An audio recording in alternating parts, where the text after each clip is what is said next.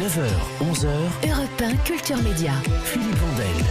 C'est un anniversaire qui n'a pas pu être fêté, comme tant d'autres cette année. Le 25 mars dernier, l'hebdomadaire Point de Vue devait fêter ses 75 ans. Et puis est arrivé ce qui est arrivé, écrit Adélaïde de Clermont-Tonnerre, directrice de la rédaction dans son édito. Pandémie, confinement, la moitié du monde à l'arrêt. Nous avons dû ranger gâteaux, bougies et robes de soirée. Qu'à cela ne tienne, gâteaux, bougies et robes de soirée sont de sortie en ce jeudi. Bonjour Adélaïde de Clermont-Tonnerre. Bonjour. Et bon anniversaire. Bonjour Jérôme Caron. Bonjour. Bon anniversaire. 75 ans, ça se fête. 75 ans, pas les vôtres, vous les faites à vous deux. Juste un mot pour vous, Jérôme Caron. Vous êtes grand reporter à Point de Vue depuis combien de temps ? Je suis à Point de Vue depuis plus de 25 ans. Un point de vocabulaire, dans l'imagerie journalistique, le terme grand reporter, ça évoque le reporter de guerre avec les pataugas, le téléobjectif, le gilet pare-balles. Qu'est-ce qu'on appelle grand reporter quand on travaille autour des têtes couronnées ? C'est une manière, c'est un titre qui permet en fait de choisir soi-même ses sujets, essayer d'aller un petit peu plus loin que les reporters à qui on confie des sujets. L'avantage du grand reporter, c'est qu'il peut avoir l'initiative sur ses propres sujets en fait. Je me tourne vers vous, Adélaïde de Clermont-Tonnerre. 75 ans, c'est pas rien, on va parler d'histoire. Comment est né ce magazine Point de Vue ? C'est vrai qu'on a beaucoup d'a priori sur Point de Vue et c'est pas du tout ce qu'on imagine. C'est-à-dire que Point de Vue a été fondé par des résistants. Ils étaient à Londres pendant les bombardements et ils se sont dit, et si on faisait un live à la française ? Et ces résistants, c'était pas n'importe qui, parce qu'il y avait Marcel Blunstein-Blanchet, par exemple, qui était le fondateur de Publicis. Il y avait le général Cornilion Molinier. Il y avait un monsieur qui s'appelait Simon Rachet, mais dont le nom était Lazare Rachlein, et qui a ensuite créé la LICRA, donc qui est la fondation contre le racisme. Voilà, qui lutte contre le racisme et l'antisémitisme. Donc c'est pas du tout ce qu'on imagine. Eux, ils voulaient vraiment une presse très contemporaine qui ferait la place belle aux photos. D'ailleurs, les plus grands photographes ont travaillé pour nous. Ça va d'un Robert Capa à Willy Ronis, d'un Jacques-Henri Lartigue. Il y a des gens aussi totalement inattendue. Une Agnès Varda, par exemple. La première fois qu'on parle d'Agnès Varda, c'est dans Point de Vue. Et puis, moi, je me souviens quand j'étais petit, Point de Vue s'appelait Point de Vue Image du Monde. Et pareil, Image du Monde, ça a été fondé par deux résistants.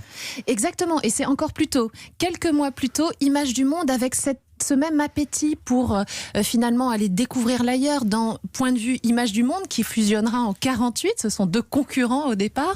Dans ces deux titres, il y a vraiment une volonté de découverte. On a des couvertures par exemple consacrées aux Martiens, on a des couvertures en Amazonie, au Mato Grosso, on a des couvertures avec Haroun Tazieff, mais aussi des charmantes starlettes, parce qu'il faut savoir que Point de Vue a été créé par amour, parce que justement Lazare, lui, s'était dit que s'il avait un journal, il pourrait draguer, il aurait accès à toutes les starlettes, notamment à une qu'il aimait vraiment beaucoup, qui était Martine Carole. Et alors ? Et alors, je crois que ça l'a aidé. Juste un mot, donc Point de Vue n'a pas été fondé par des royalistes nostalgiques, mais par des résistants juifs, francs-maçons, militants antiracistes. Pourtant, c'est parfois l'image qu'on a du journal. On a une idée qu'à Point de Vue, parce qu'on s'intéresse aux têtes couronnées, on est tous en train de manger des macarons, en caressant des caniches et en écoutant du clavecin. Exactement. C'est pas tout à fait. En fait, c'est pas tout à fait ça. Mais d'abord parce que c'est très ethnocentré comme vision. Ce qu'il faut voir, c'est que la moitié, par exemple, des pays d'Europe sont des monarchies. Donc la monarchie, c'est pas daté. La monarchie, c'est juste pas notre système français. Et encore, les Français ont un rapport extrêmement ambigu avec la monarchie parce qu'on a la présidence la plus monarchique qui soit. Et quand la reine d'Angleterre vient à Paris, eh bien, les Français l'acclament en disant « Vive la reine » au marché aux fleurs avec Anne Hidalgo qui lui tend un parapluie. Donc, voilà. Et les mariages princiers britanniques, ça fait ici des scores de football. Les premiers éditos, je le précise, et après on change de sujet, ont été écrits par un jeune philosophe qui va devenir grand, Raymond Aron, qui a écrit dans votre journal. Qu'est-ce que vous avez prévu, cet anniversaire, je l'ai dit, pour ses 75 ans ? C'est quoi la nouvelle allure de Point de Vue ?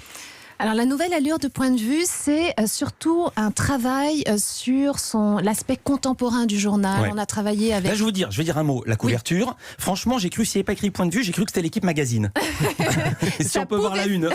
Ça pouvait faire un peu Tour de France, ouais. Mais en mer, parce que en fait, on a eu la chance d'avoir une exclusivité et un entretien exclusif avec Charlène de Monaco, qui a fait quelque chose, honnêtement, une performance, c'est-à-dire qu'elle a traversé en waterbike la Méditerranée. Alors la Méditerranée, contrairement à ce qu'on peut imaginer, c'est pas un lac, c'est une mer vraiment périlleuse, importante, et elle a donc fait une traversée en plus de 22 heures, et on a eu accès à ce moment assez exceptionnel. Quoi d'autre dans ce numéro ? Dans ce numéro, beaucoup de choses. On a encore ce goût de l'ailleurs avec un grand reportage sur le roi et la reine du Bhoutan.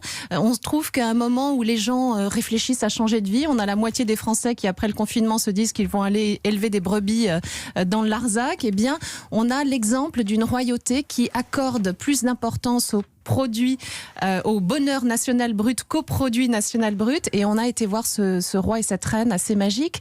Il y a aussi, on a fait le coming out des lecteurs célèbres de Point de Vue, parce que Point de Vue, contrairement à ce qu'on dit, ne se lit pas forcément chez le coiffeur ou chez le dentiste, et il y a des gens extrêmement reluisants qui aiment Point de Vue. Qu'on n'attendait pas, alors qui par exemple écoutez, ça va de Peter Marino, le grand architecte, à Jean-Christophe Ruffin, en passant par Jules, le dessinateur, mais aussi... Jules qui dessine, qui fait une petite BD. Ben oui, et en fait, plein d'artistes se sont inspirés de Point de Vue, par exemple Valérie Belin aussi. Jérôme Caron, grand reporter à Point de Vue, on l'a dit, sur quel sujet vous avez travaillé pour ce numéro anniversaire ?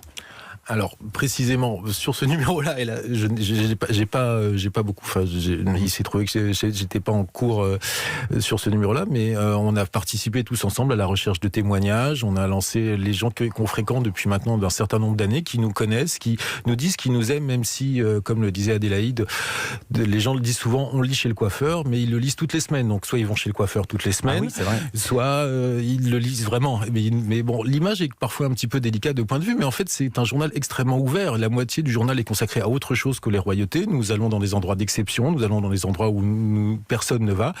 Marie-Hule Loriot-Prévost, journaliste à Point de Vue, a ouvert pour la première fois l'appartement de Jacques Grange, qui est un décorateur extrêmement connu, avec Pierre Passebon, qui est un galeriste également extrêmement connu.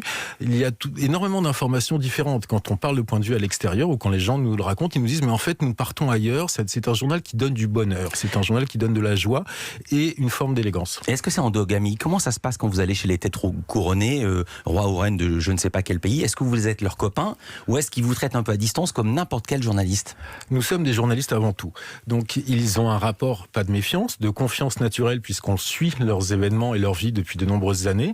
Mais en même temps, il y a une forme de distance naturelle qui se pratique avec n'importe qui que vous pouvez interviewer dans ce métier. Vous n'êtes pas le meilleur ami du prince Emmanuel Philiberto de Savoie. Il vous respecte, il vous connaît, il sera peut-être un petit peu plus sympathique parce qu'il a de la sympathie pour votre journal ou le média pour lequel vous travaillez, mais il va pas vous taper sur l'épaule et vous n'allez pas forcément boire une bière après avec lui, ce qui n'empêche pas d'être charmant et agréable et de passer souvent beaucoup de temps avec nous, de prendre le temps de nous offrir des moments d'exception, des moments étonnants. Pour parler du fondateur de Point de Vue, vous avez le 06 des princesses? On en a pas mal de 06, mais on ne les donne pas. Bah, même pour ceux qui sont très amoureux, parce qu'il y en a qui ont fait des grandes déclarations d'amour aux princesses aussi dans nos lecteurs. D'accord, faut rester avec nous. Je ne savais pas qu'on allait lancer ce sujet, mais il m'intéresse beaucoup. À tout de suite, Adélaïde de Clermont-Tonnerre et Jérôme Caron de Point de Vue, le magazine qui fête ses 75 ans. À tout de suite dans Culture Média. Europe 1, Culture Média.